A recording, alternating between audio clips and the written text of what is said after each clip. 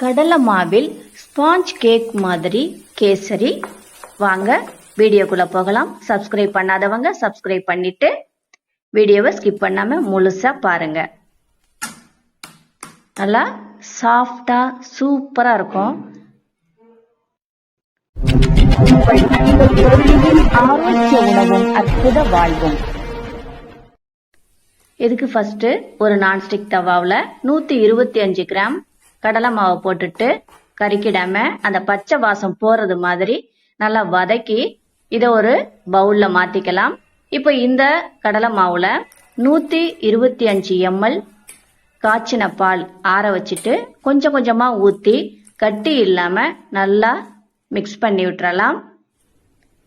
பாருங்க, இந்த அளவுக்கு வந்தா போதும். அதுக்கு அடுத்தது அதே தவாவில் அதே 125 ml தண்ணி ஊத்திட்டு அது கொதிக்க வச்சுட்டு இந்த பக்கமா ஒரு குட்டி பிளாஸ்டிக் பவுல்ல ஆயில் விட்டு நல்லா ஃபுல்லா அப்ளை பண்ணிக்கலாம்.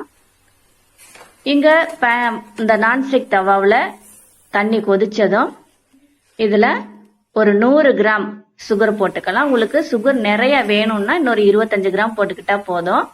இப்போ இது நல்லா கையில பிடிச்சு பார்த்தா நல்லா பிசு பிசுன்னு ஒட்டணும். அந்த பதம் வந்தாலே போதும்.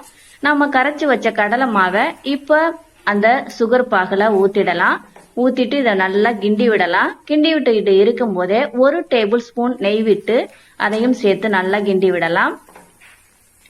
அதுக்கு அடுத்தது இது நல்லா கிண்டி விட்ட பிறகு இதுல ஒரு 20 ml ஆயில் விட்டுக்கலாம். ஆயில் விட்டு இதையும் நல்லா மிக்ஸ் பண்ணி விட்டுக்கலாம். அந்த தவாவில் ஒட்டாத அளவுக்கு வர ஆரம்பிச்சிடும். இது நல்லா வெந்து வந்துடும். நல்லா கிண்டி விட்டுக்கிட்டே இருக்கணும். எந்த அளவுக்கு அது வெந்து வருதோ அந்த அளவுக்கு சாப்பிட்டு கொடுக்கும். பாருங்க நல்லா அல்வா மாதிரி எப்படி வருதுன்னு. இப்ப திரும்ப இதுல இன்னொரு 20 ml ஆயில் விட்டுக்கலாம். ஆயில் விட்டுட்டு இதைய திரும்ப நல்லா வதக்கி விட்டுக்கிட்டே இருக்கலாம்.